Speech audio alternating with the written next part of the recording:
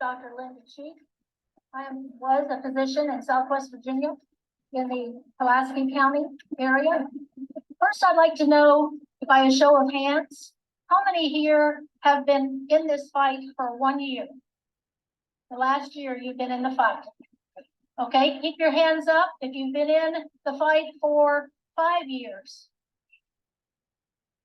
Okay, keep your hands up if you've been in the fight for 10 years. Wow, very good. I didn't think I'd get that far. So we do have people that are tried and true fighters. Okay. 20 years. Very good. So 2000, which is when this all started for this particular time frame. But we are actually entering the 105th anniversary of the attack on doctors, pain patients, and addicts in this country. It started in 1914 with the Harrison Act, and it's been ongoing ever since. The first time, if you would read a book, there's an especially important book for everyone involved in this fight to read. It is The Criminalization of Medicine by Ronald T. Libby. He is a professor at, I think, North Florida University. And he wrote this book in 2000 or published it in 2008. It is exactly replica of what is happening today. But the problem is people generally enter the fight. They don't get very far. They get discouraged and they leave. Another group of people come in and think they're seeing things for the first time. And all the government has to do is wait us out. And we'll have a new group of people that then they can wait out again. If you go to your federal legislators and they give you these reply, I didn't know that, don't believe them, because they are getting enough information to know what is going on. But what is going on is a government agenda, and that's what we have to deal with. Now, fast forward from the early 1900s, when pain medicine and doctors, 20,000 doctors went to prison during 1920 to 1933 for treating what they called addicts. But we have the same mentality today as we did back then, that if you're taking an opioid, you're an addict. We have to change that mentality because opioids do not cause addiction. Now, the healthcare system today in America is unsustainable. They cannot continue with the amount of people as they get older and sicker using our healthcare system. Libby points this out in his book, that even when Medicare was created in 1965, congressmen were telling people, get the doctors to not treat the Medicare patients. Well, we ended up treating Medicare patients, but now you are in the expendable population if you are a Medicare patient. As a doctor who was attacked, I have identified 5 categories of pain patients that are expendable. They are the poor, the disabled, the elderly, the government insured, and the uninsured. This population of people, the government would just as soon see dead as to continue because they are a drain on the economy. And you know the government's primary obligation is money. So they're after the money, and they really don't have a cause to help people that are in pain. It's a case of what if we can't get them to understand what we need, we got to fire them. But the problem we have there is 98% of the time incumbents are reelected.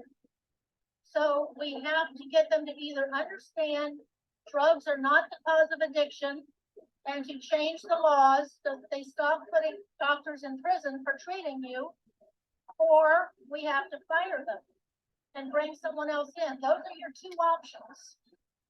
Okay, so we need to get this word to the healthy, to the doctors that have not yet been attacked, to all of America. Now, the war against opioids is a means to an end. There was a purpose for them attacking opioids and any drug of abuse, what they call drugs of abuse, the controlled substances.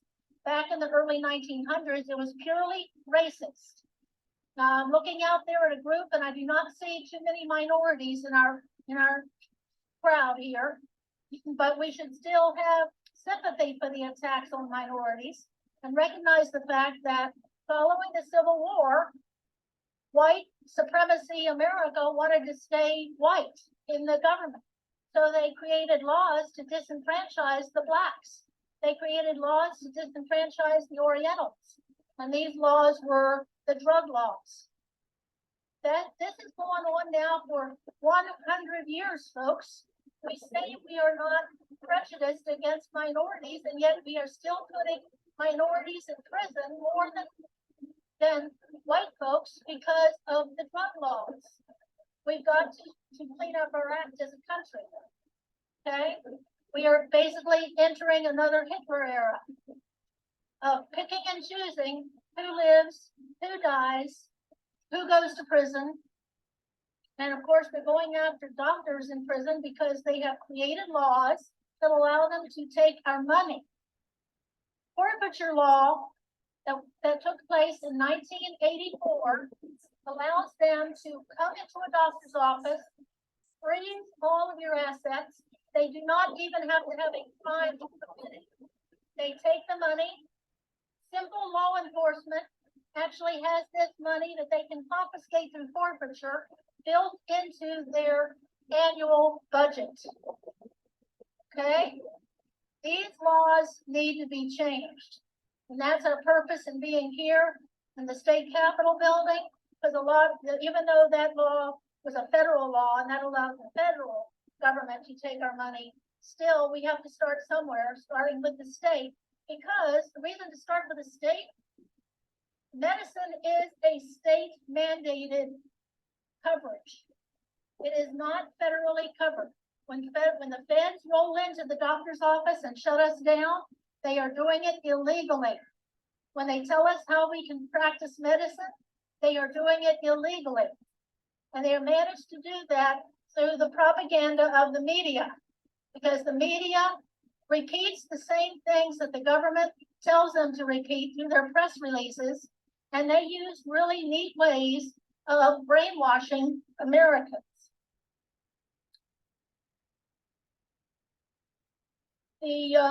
How do we stop this? We have to break the cycle. We break the cycle by recognizing, number one, that this was a war against minorities.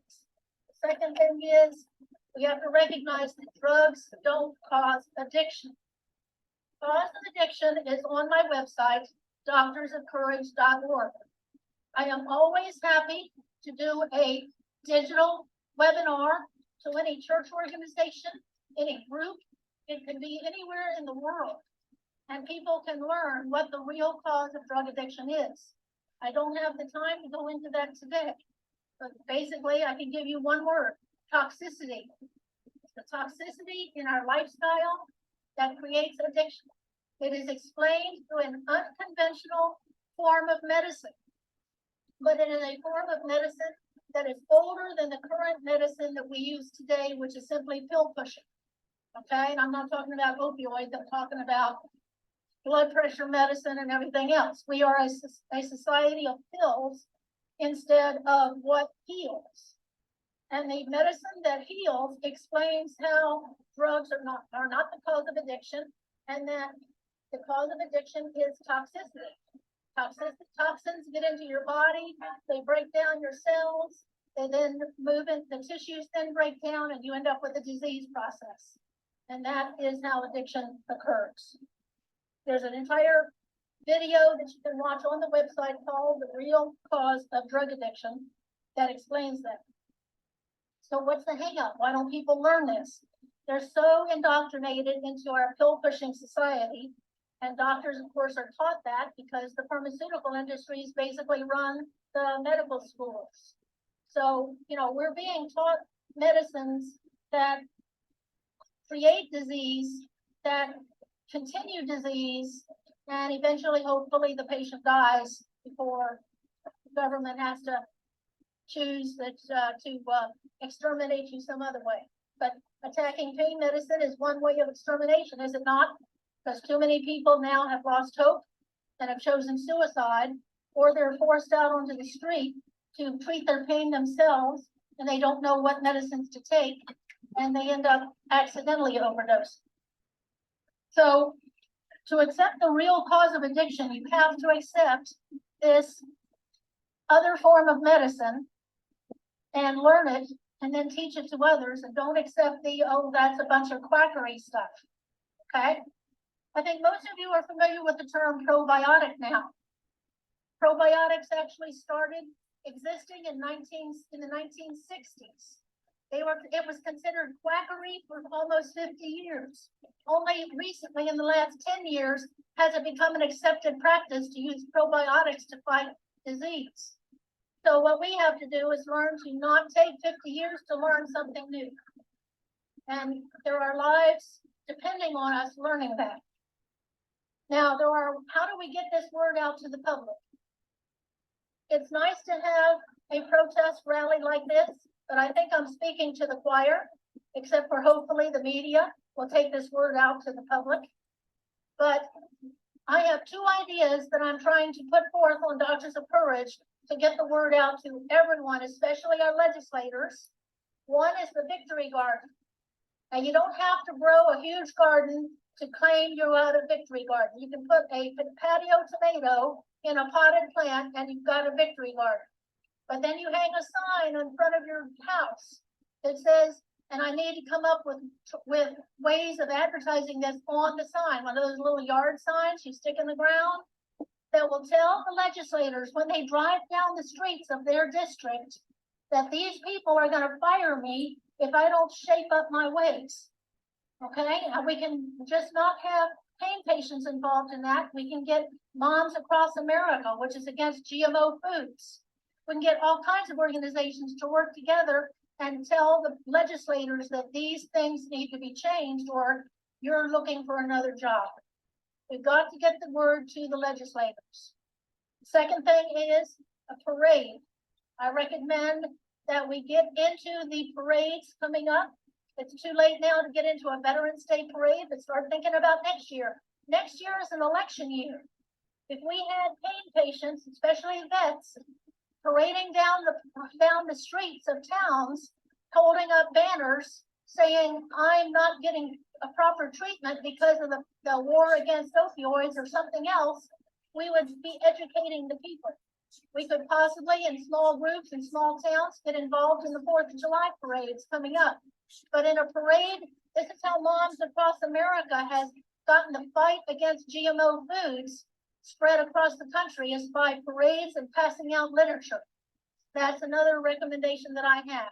But we need people, we need organizations like the Don't Punish Pain Rally, like the C50 organizations. We need to be working together and not every organization say, it's my way or the highway. We've got to work together. I'm the kind of person who says, I have a method to my madness, but it doesn't have to be the method as long as we have a method that works. Does that make sense? So,